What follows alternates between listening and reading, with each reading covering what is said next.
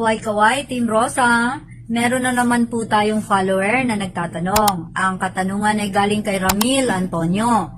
Meron daw po kasi siyang non-professional license na may code na A and B. Paano po ba daw ang tamang proseso na magdagdag ng code C?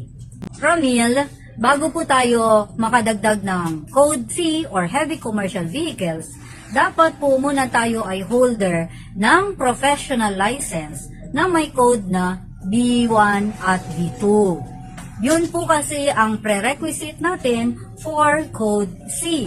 Ang unang pong dapat na gagawin ay mag-apply po tayo ng change classification non-pro to pro, pero dapat 1 year old na ang iyong lisensya. At dapat ay isabay natin ang additional code na B1 and B2.